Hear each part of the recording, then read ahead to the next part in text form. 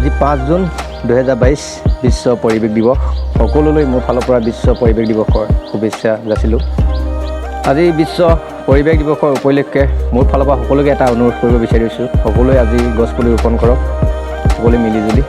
কাৰণ গছ থাকিলেহে মানুহ থাকিব, গছ যদি নাথাকে আমি মানুহ জীয়াই থকাটো অসম্ভৱ।